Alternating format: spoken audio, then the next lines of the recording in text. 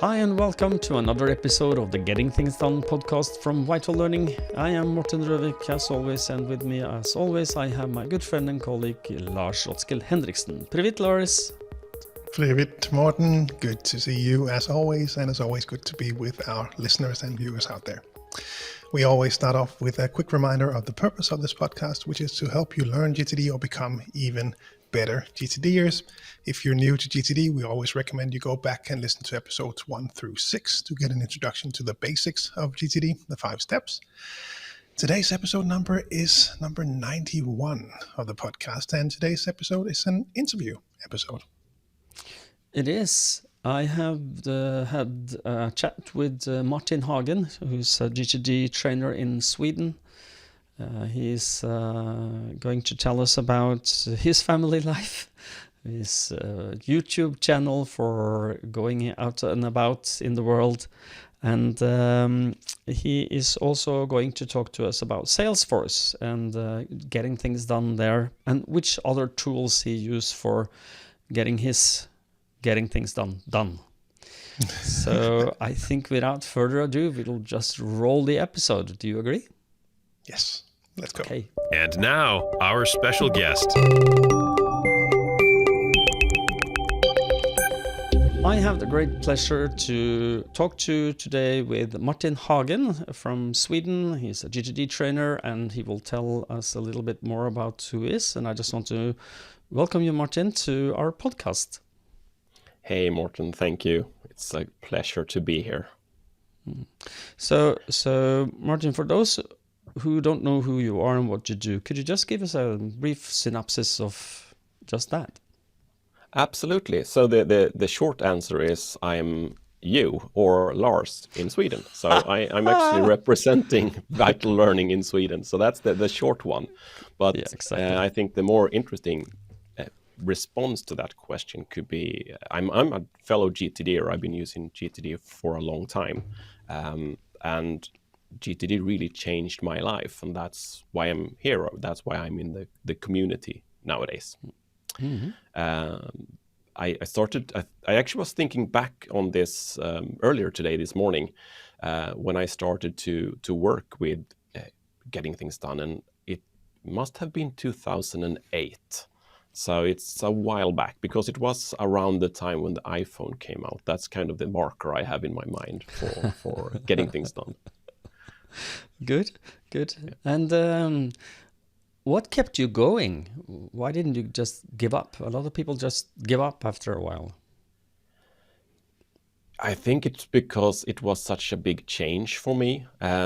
If I pause there and we go back a little bit to why I started to use getting things done, and it is completely a coincidence actually, because I was working as a project manager at a web agency, and when I started there, I was just the project manager. So I had a lot of projects, and web at the time, it was chaotic. It was really hard to scope things, but when I came in, everything was chaos, but I was quite organized, so I was able to get everything working, and the customers became pretty happy. And of course, my employer thought that, oh, that guy, he is super organized. Let's make him the team lead as well. And that I didn't have the tools for. So after a while, I got so really tired, and I started to feel, these signs. I know you recognize signs like, that you felt the heart, hard to sleep. You don't remember the right things, the classical signs. Yeah. The guppy memory, that's my favorite. Yeah. And you always remember things when are at the wrong time. So I really started to feel bad as a person. I had bad responsibility to my customers, to my peers, and I started to get these physical signs as well. So I talked to the company healthcare. So in Sweden, we always have these places we can go to when we need help. So I talked with the psychologist there about my stress then, because it was definitely the entry point for this. So they said, we have this tool for you that you should use. And now you all think, oh, he said getting things done. But no, he didn't. He said, write everything down, put it on lists. And of course, as everyone knows, that if you have a lot in your head and if you just empty your head, that's this feeling you get. That was amazing. Yeah. So I just jotted everything down on paper. And after a while, I started to think, I need an app for this. And when I say app, I said I started to use Getting Things Done when the iPhone came out. So I'm not talking about a phone app, because the phone apps back then, that they were very rudimentary. So it was an app for my computer. So I Googled around and I found a lot of these references to the methodology, to Getting Things Done. And I actually found a Wikipedia article. I think it was 6 pages when I printed it, because, back then we printed things. And I read these 6 pages, and that was amazing. And there was a link to the book on Amazon, because of course it wasn't available here. So I went online and I ordered the book. And back then it didn't come overnight. It wasn't like Amazon Prime or anything like that. It took weeks. But eventually it showed up. And meanwhile, while I was waiting on the book, I started to fiddle around with what I found from the Wikipedia article. And then I went on a 6-week vacation to Africa, like this overlanding experience. So I had the book with me, and I read the book on the bus, and I came back home, and then I implemented it after the book as good as I could. And it completely changed my life. And to get back to your question, what kept me going? It's like I knew where I was, and I kind of realized the difference, because it was a huge difference starting to have structure and everything, and to have a system that I could put everything into. And of course, me, like everyone else, I fall off the horse as well from time to time, or the wagon, or whatever you say in your country. And that is such a good reminder, where every time you fall off the horse, like, now everything is, I miss things, I get back to this. But I have had that feeling. I know that feeling. So how did I show up for you? What happened? When I'm out, you mean? Yeah. How do you know you're off? I start to feel the creeping stress. That is the thing that, and usually what that means is that, Martin, you need to do a weekly review, because that is the feeling. Like you haven't done a weekly review for 2 or 3 weeks, and then it's like, oh, I feel it in the body. You get this feeling or thought, the creeping feeling in your body that you have something that you should really do, but you have missed it. So that is a really clear sign for me that I need to do something. And usually the first thing I do is just to sit down and do a mind sweep, and then I do my weekly review, because just doing the mind sweep will get me off the worst feeling, and then I will get into the nice place after the weekly review. And I know that getting things done, it takes time, and when you feel the stress of not being on, and you feel that you fall off, what has been the rewards that you remember when you learned this? What I said, what kept you going? What keep you going is both falling off, but can you focus just on the really the positive parts of getting things done? What's go a little deeper on that?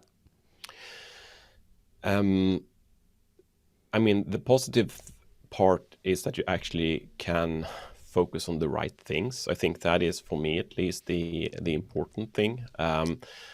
And looking back at what I was able to do from the point that I actually started to use Getting Things Done, was actually to change my life quite a lot. I was working in a chaotic situation, and during this time I left the work and I started my own company, and I built a consultancy company. I had 22 employees, and I don't think I could do that in that way without actually having a super tool like Getting Things Done in my back pocket to help me, to make sure that I actually can spend the time and effort and focus on the right things at the right time.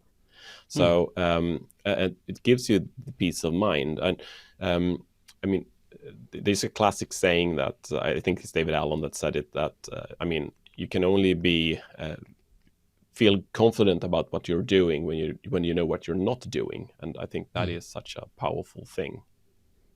And now I've just completely butchered what you said. You can all feel good about what you're doing when you know what you're not doing. So exactly. That will be the accurate quote of David Allen. But you are absolutely correct, and it is. But I just wanted to because we meet a lot of people, you and I, who want to get good at getting things done. That's our work. Our job is to help people learn getting things done. And we meet people at very different stages of life and different stages of their getting things done journey. Could you, in your own thinking and your own words about this, what are some of the things that you find people struggle with that keeps them away of getting, GTD mastery? Do you have some thinking? I'm sure you've done some thinking about that. Yeah, I think it's quite often related to actually sticking with it, because it takes a while to actually get a habit in place, because getting things done is about habits, multiple different habits that you do.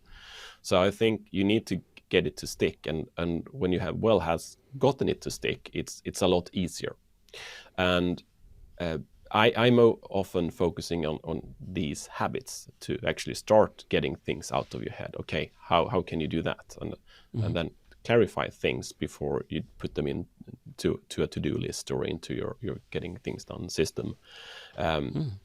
Doing the weekly review, it's also a habit, something that you need to do regularly. And of course, we are doing all the time, but how are we choosing what to do? And do we have the right amount of time to do the different things we need to do? So habit is the things that I'm thinking is very important, and that to get habits in place, I think to have a accountability partner is something that for a lot of people at least can be a very good thing to have. Indeed, I do agree. And so if you don't have an accountability partner, go out there and look for one. It can be someone at your workplace. It can be someone in the GTD community, because we have a fantastic GTD community in the Nordics, specifically in Denmark and Norway.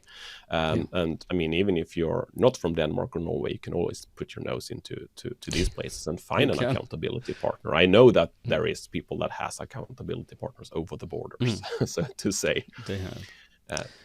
And we do have the GTD Connect as well, which is it's a paid forum, but it is a great place to hang out and meet people who love GTD and want to get better. So yeah, and you can also always get a coach as well. That's also a very much an accountability partner. That's someone that will make sure that you are doing what you should. It's a paid tutor, if you may. Now, one of the things that I've been thinking about, just to elaborate a little on what keeps us from learning, getting things done. I talked to a client this morning, or a potential client this morning, who's a struggling GTDer who wants to give this to her research organization here in Norway, and she told me that one of the things that she's struggling with is that she has her old habits, the way that she did things before. And to get good at getting things done, you should not forget what you did before, but you should not do it. Which means that if you get a hybrid between your old and the new you will struggle over time. And if you go, if not all in on getting things done, do a clean mind sweep on a regular basis, as you said, just to build the habit, then that can then become a routine for you, and then you just have to continue and expand on that. So, well, I want to move in a little closer on Martin, and because you're running, getting things done in Sweden, and but you are a father and a husband, and tell us a little about how what's your situation and how's life? Absolutely. So I live in the south of Sweden, almost in Denmark actually. So when we are going on vacations and things, we take the train over and we fly from Denmark. So that's how close it is since we have the bridge. I am a father. I'm a father of 4. I don't know when to stop, apparently. Yeah. But I also have twins in the middle. So, well, it's 4 or 3, depending on how you count. But I have 4 kids, 2 boys and 2 girls. And they are fantastic, of course. I love them a lot. And I have a wife, and she is Italian. So that means Fantastico. Exactly. We have a very special language situation at home. So we speak 3 languages at home. So it's Swedish, English, and Italian. So my youngest one, she's very confused. Sometimes she speaks a little bit Swedish, and there's a few Italian words in the sentences, and then there is a little bit of English. So this morning she talked about carrots, and I had to think about what are you talking about, because carrots, it's not carrots in Swedish, it's morötter in Swedish. So I didn't understand at all what she was talking about, because I was thinking she was talking Swedish, but it was English. So interesting. Indeed. And as I live here and with the family and the dog, and it's a fantastic life here in the south. Yeah, and I know that you have, and I will give you the opportunity to promote your YouTube channel, because you have a YouTube channel for those who are interested in outdoor hiking. Yes, or hiking mostly happens outdoor, I guess. So it's that's why there's not so much happening during the winter on the channel, because the indoor hikes are very short. No, I have an outdoors channel because I love being outdoors as well. So I hike, and specifically now when it starts to be light outside and there is green on the trees, it's so nice to be out. So I record my hikes and I post them on YouTube. So I have a channel called Nordic Wilderness where my hikes can be viewed. Not in real time. I cut them down so they are shorter, because I hike every few days. So Nordic Wilderness, if you're interested in following Martin there, and one of the things that I remember from your YouTube channel, because I've been following it, is that you went into a cave. And that was both very interesting, but also fairly bit claustrophobic. Was looking at a horror movie where you have your children inside a very narrow cave. So I looked at it with my wife, and we both went, I am not sure I would go in there. So that was very scary actually. So there is in the north of Skåne, we have a town called Kristianstad, and outside of Kristianstad there is a cave that you can go into. And it's actually quite big. So you can walk around in the main hall, but there is also a small tunnel that you can crawl into, and you can find another hall inside. And my claustrophobia now is on full on. and just to paint the picture a little bit, for me to get into the second hall, I had to crawl, and it was just so I could get my head and shoulder through the hole. That's how narrow it was for a bite. Okay. And I think this enough tunnel details. was 7 meters or something like that. And then also, if you have some other phobias, there was bats inside as well. So we didn't see them when we were in the cave, but I can see it in the video that there is a bat flying in front of the camera. So that was funny. Okay. The kids loved it. It was they had a big fun, but they are not so big, so it's easier for them to not get stuck in the tunnels. Yeah, but that is the kind of things that I like to do: explore the outdoors and the wilderness. I'm not sure how this ties into the wilderness channel, the Nordic Wilderness YouTube channel ties into your GTD, but I'm sure you use getting things done to plan your trips and absolutely make sure you get everything you need, like emergency flare and whatever you need to get out of a bat cave. I need to add that to my list. I actually need an emergency flare. That would be cool. Yeah. No, of course I have a checklist and. How do you create these checklists? Of course, when you forget something, and when you're out hiking for 3 days and you forget the matches, that's not so fun. So No. some of the things on the checklist is from the hard learnings you've done. So checklists I have mainly for that. Yeah, And, me too. I do. And also Not that I go bat caving, yes, but yes. No, and also when you do a YouTube video, it seems like just a small thing that you film and then you put it out, but there is actually multiple steps in this. Yeah. And if you want to do I it do. even more complicated, maybe add on a little bit of drone shots. And if you live in a country like Sweden, you can just post drone shots to YouTube, because then you will end up in, maybe not in prison, but it's illegal. You need to have permits to spread aerial photography. And that makes this a whole project to just make a YouTube video. So you need to plan it, and you need to have all of these different steps that you need to go through to make this YouTube video. So I definitely use getting things done there. Yeah, I can imagine that, and there is, I think especially maybe the drones. I don't know if your legislation has been narrowed in after we have this situation in Ukraine, where you are not still member of NATO, and Russians maybe want to have a look into what you are doing. And we have had the problems here in Norway with Russians flying drones, tourists flying drones. So I don't know if that might be tied into everything. But okay, so just moving along, I'm sure people will enjoy hearing about your tools, because that's something we always get good feedback on. What tools are you using for your GTD system? So let's start with capture. How do you capture?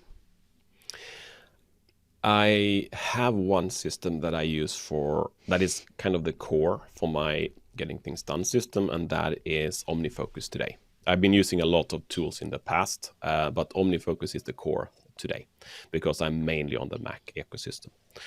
So I do a lot of capture straight into OmniFocus. I have a really fancy keyboard, a mechanical keyboard with it looks like a spaceship, so I can program the keys. So I have a specific key that is dedicated on my keyboard. You can do this without a special keyboard as well. It's just you set up OmniFocus to do it. So I use that a lot to capture things, and I also capture a lot on my phone straight into OmniFocus, because for me I think that is a good way of doing things. Sometimes though I use the voice recorder on the phone as well if I feel I'm in a situation where I don't want to type. But since I always have my phone with me, that is the main tool for capture. When I'm here in the office, sometimes it's just easier to write. I don't know why, but sometimes I also capture on paper. But that's very short-lived. It goes into OmniFocus very quickly. Okay, so your OmniFocus is your list system and part of your capture system. Yeah. And so what do you use for calendar and email integration? Do you use something? I use the normal Mac calendar because I have multiple calendars, and I think that the Mac calendar, that is the native calendar, it can place the calendars on top of each other, independently of where the calendar comes from. So if it comes from Google, or if it's the Apple calendar, or if it's a Proton Mail calendar, or if it's from Office 365 or whatever, wherever your calendar is, you can get it into that, and you can get that overall view on your hard landscape. So I like that a lot. I don't like the Mac email app. I just don't like it. It's just me. It's a personal thing. So I use the web apps for the different mails. So I go into the different mail apps a few times a day to look at them and work with them. So that is how it. And then I can just email things into OmniFocus if I need to if I want to get it into my OmniFocus inbox, which I do heavily. Okay, yeah, because that is going to be a question for people, is that because one of the holy grails of getting things done system-wise is that you need a connection between the next action and the email. So how is that handled if you email into OmniFocus, how do you get the link between, how do you get inbox zero? I have, you can see, depending on a little bit about the email system, I have a folder or I have a tag where that is my action support. So that's where I put the things that I need to do that is related to next actions. But my next actions, they live in my OmniFocus. So my email as such, there is nothing in my email that needs to be done. There may be references in there that I need when I'm doing something, but the bookmark or the thing I need to, it's all in OmniFocus. OmniFocus is the truth, and that is also because I have a moderate amount of email. If I would have a lot of emails, that may have been different, right? But this works fine for me. I may email maybe 5-10 emails per day from my email into OmniFocus. So that's not too much, but that's how I like it. So OmniFocus has the truth for me.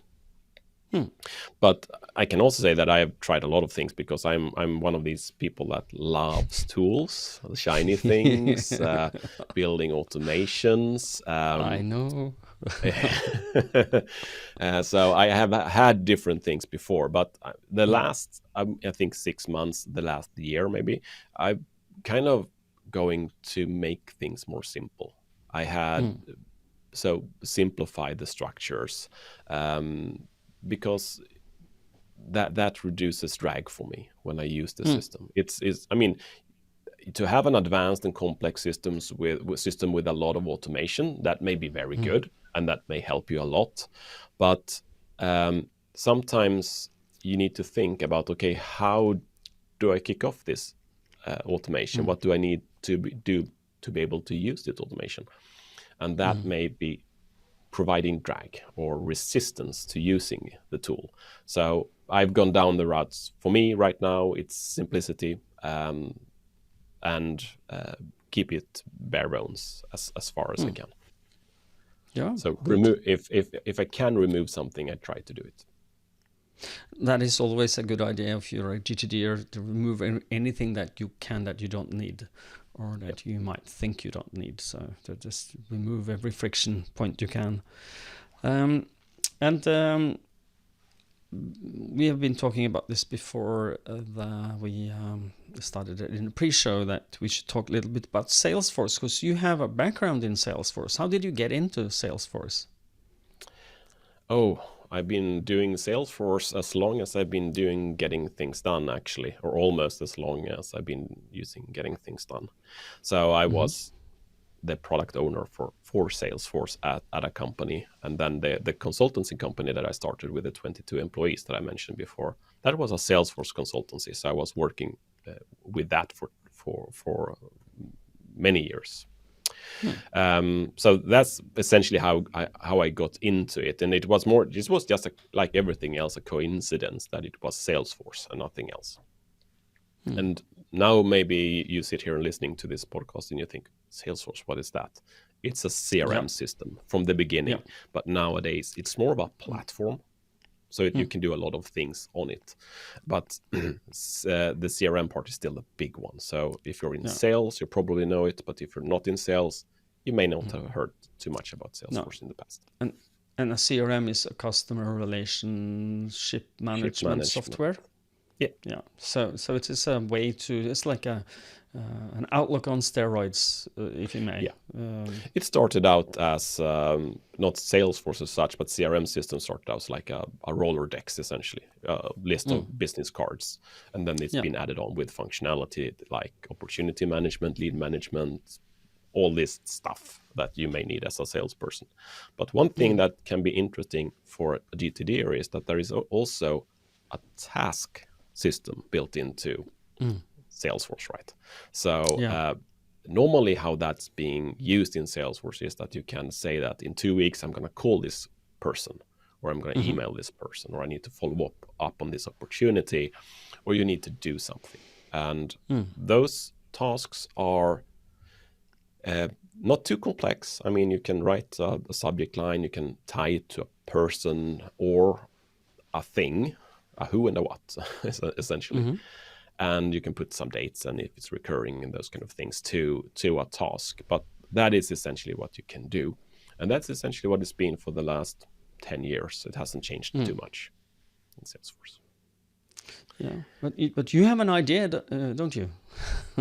Oh, well, it's from the beginning it was your idea, so I shouldn't take the credit here, or it was your thought at least, and then we talked about it on and off.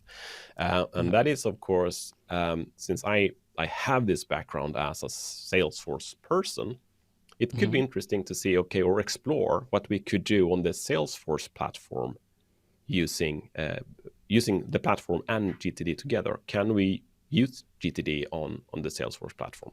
And the answer to that is, of course, yes. But out of the box, it may not be that simple or easy. So that mean that we probably want to do some adjustments or customizations to the Salesforce platform. And that's easy to do on the platform. If you know Salesforce, of course. If you don't know it, it may not be that easy. And one thing that is not out of the box in Salesforce is, for example, contexts. Yes, you can tie a task to a person or an opportunity, but you don't have things like at home or at the office or on the computer. So the tasks today in Salesforce is really tied to the sales process, the sales cycle, but not to your whole life like you may want to have in your GTD system. So that is one of the things that's not there. That is possible to create as a customization. And I think I understood you call it an app. That customization. So it will be something, if I understand correctly, that will be like a standalone thing that you connect to your Salesforce or integrate. How would you explain that to people? I think the easiest analogy is to look at your iPhone or your Android phone. You have on iPhone, you have the App Store, and on your Android phone, you have Google Play. And here you have different applications, and you can simply just click download and install, and you have them in your phone. It works very similar on Salesforce. It's called App Exchange, and there is the thousands of applications. And you can actually click them, and you can not download them to your computer, because this is a cloud software, so it's on someone else's computer. It's in the cloud. So, but you can get it installed in your cloud. So it's very, very, very similar to that, and that can be completely your own app that is standalone from everything else in Salesforce, or it can be a customization, an add-on to what you have in Salesforce, and that is something that we could potentially build and I can add on to Salesforce that then gives like the context, for example, or maybe a quick capture feature in Salesforce to easily get things out of your head into an inbox. Exactly. So just for me to understand this, so if there is a Salesforce user out there, how is this company wide, or is it department wide, or is it personal, the apps that you can install, just for if people are interested? The apps are instance wide, so the whole company, and usually a user cannot install them by themselves because it's an admin that needs to do it. But it also depends on the size of the company. If you're just a few hundred people, you can probably make a case to get a tool like this into your Salesforce instance without any major problems. If you're a bigger corporation with thousands and thousands of licenses, it's maybe a bit more work you need to do internally to be able to get something like it. But it's someone that needs to install it in the org.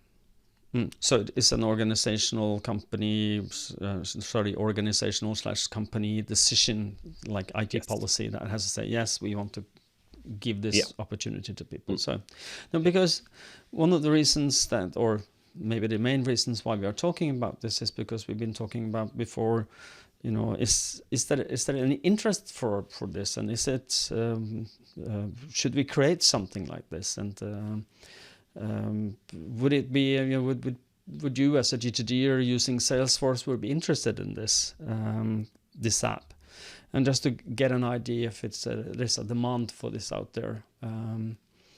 And how would they go about letting you know if they're interested? If I am some person out in the internet who's listening to our podcast or are getting tips about this from some people, how would they go about getting hold of you to show their interest?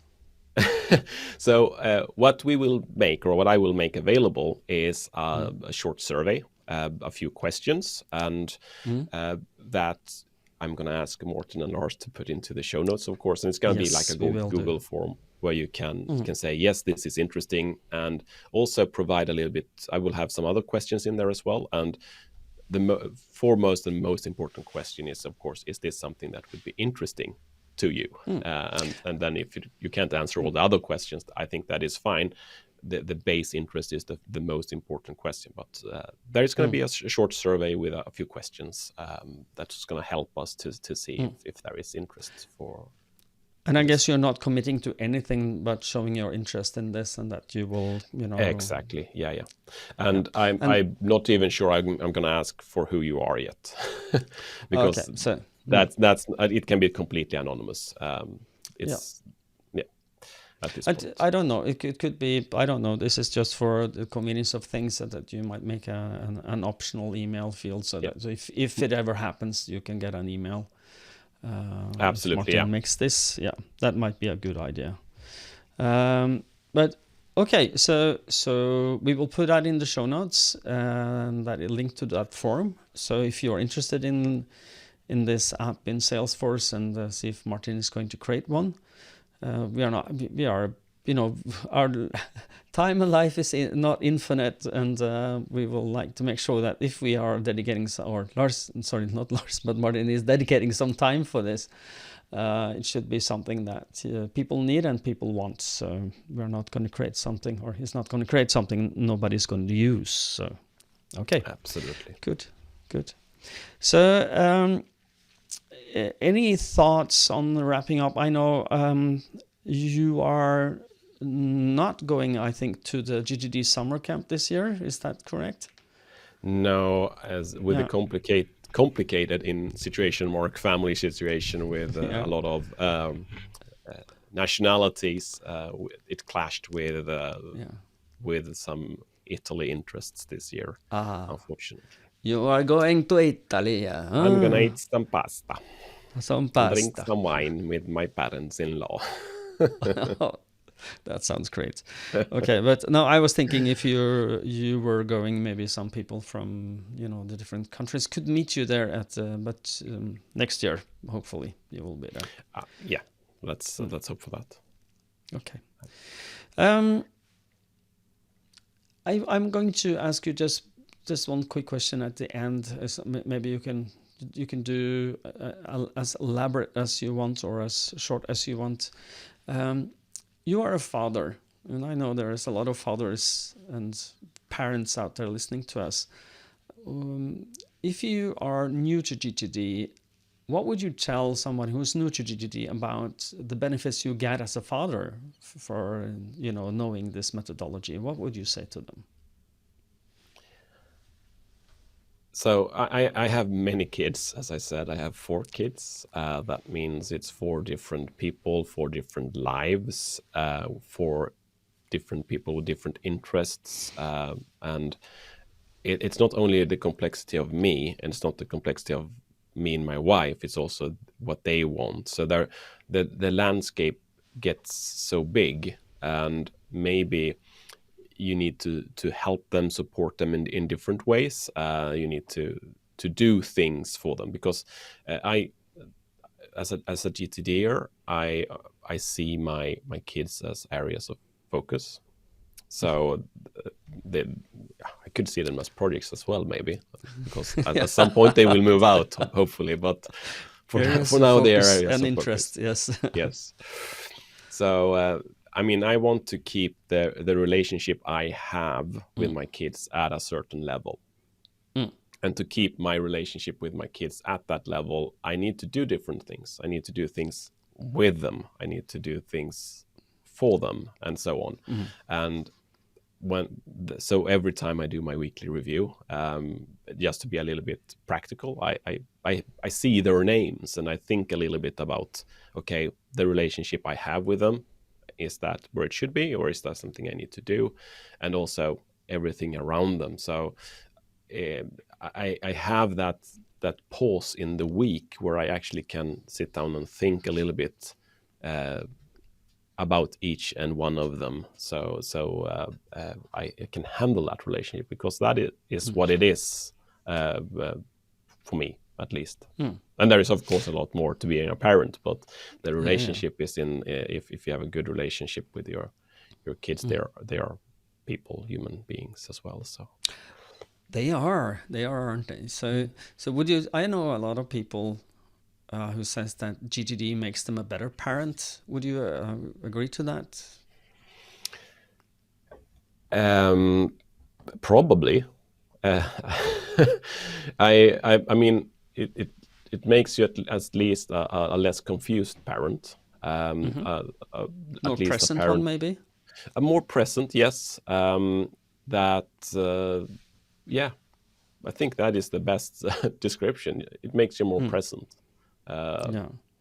with the family, and that, I think, overall that's the biggest win I've had with GTD and the private life, is that you're more present, and the private life also gets enough focus, enough thinking focus, because otherwise it's so easy to think a lot about your work and that side of your life. At least for me, it's been like that, and many people I talk with is, I mean, that's, you have the whip on you need to produce. But how do you produce as a father? I know, we don't need to go there, but how do you how do you make your children? Yes, we don't. That's not. This is not the podcast I know for that. Way too well. But how do you deliver as a parent to in that situation? So that's how I started, and that's area. And I do agree with you. I think that the only thing that you can provide for your children, which is, you know, a roof over their head, a bed, safety, food. But when all the basic stuff's taken care of, how do you parent them? How do you show them what they need to know and what they need to feel from you as a parent to become, you know, the best versions of them. So, and I think that the presence is key here, being present. There's also another thing that we can bring to our kids, and that is that you don't learn how to handle your work at school. You learn how to, a lot of information, maybe you learn a trade. And most of us today are knowledge workers. You don't learn how to handle your work. And if you come from a family where a parent or both parents are GTDers, you can model behaviors for your kids. So then they can see that it's possible. And then maybe when they get into the situation that they may need something like getting things done, they know where to go and know where to ask for the information. Yes. Which brings me into, you are alluding to this, but your wife, is she a GTDer? Not a full-fledged GTDer. She's doing some behaviors from getting things done. I'm trying, but I haven't succeeded yet. No. You need to have the internal motivation fully to. Yeah. But she knows where my in basket is, and that's being used a lot. Okay, yeah, then she understands at least her value of understanding what that is. Oh yes. And sometimes she asks me, "Isn't it time for you to do your weekly review?" Because why would she say that? Because she feel that you're a little stressed, or what's happening? I just think it's like sometimes when we talk about what's the plan for today, and I say today I need to do a weekly review, and if I haven't said that for a while, she usually asks me, because we had I don't know if you remember back it feels like 100 years ago. We had this app on the phones where we could talk. I completely Clubhouse was the name. And we had these chats, and she was actually joining them, so she knows a little bit about getting things done. So she knows what it is. Yeah. Oh, good. Well, no, my recommendation to people out there is don't tell, just show. And that is the best. Just be a good GTDer yourself and get your ducks in a row, and if they are interested, they will follow suit. I think that is a good approach. So, well, I think we are at the end, Martin, at our interview. It's been very interesting to hear about your journey. I've heard some of this before, but now we have a little bit more depth. And I'm thankful that you took the time of your busy schedule with 4 kids and your business to talk to me. And I just want to thank you for attending. Thank you so much. Thank you. It was a pleasure to be here. Okay. Take care, and we will talk soon, Martin. And now back to Lars and me. Bye-bye. That's so far. Quite some time now, and I certainly learned some new things. Yes, and so did I. And I hope that this episode has been valuable for you as a listener, and that you learned something, or a viewer if you're on YouTube.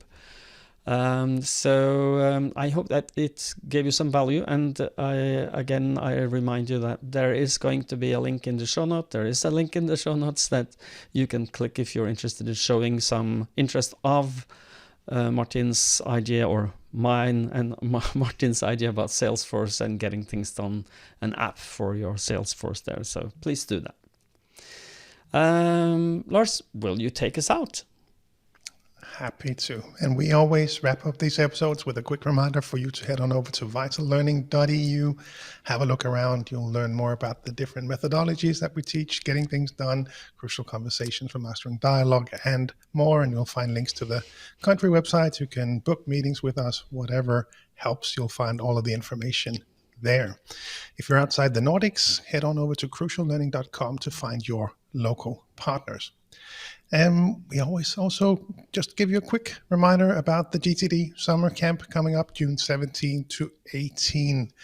Head on over there, have a look around. We will be publishing the program very soon. There is a waiting list. You won't find the sign-up form anymore. That's been gone for a while, but send me an email, lars@vitallearning.dk, to get on that waiting list. As of this recording, 1 seat just opened up, so quick. Head on over there. Send me an email, and we'll see if the spot is still available. Run. Do that.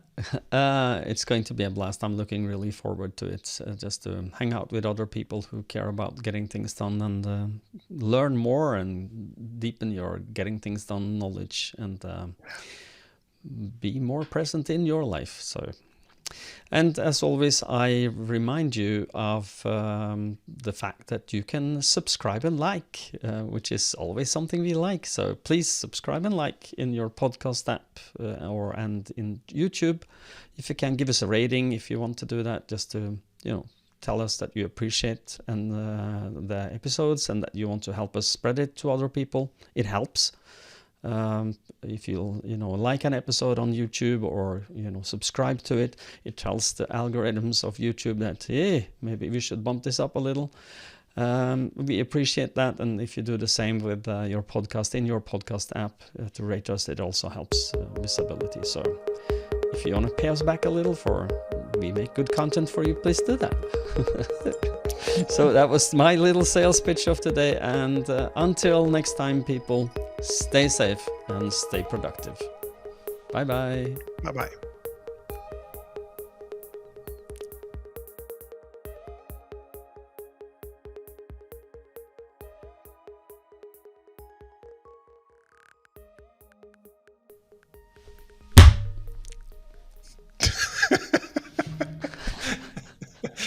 You hit the microphone. No? Yeah, I could hear it. So, clong. Okay. I think maybe it is if I made... Sorry. Is the same clone? Now you have No, 3 clones? No, it was different. It was different. Okay. I Sorry will about make a double now, so...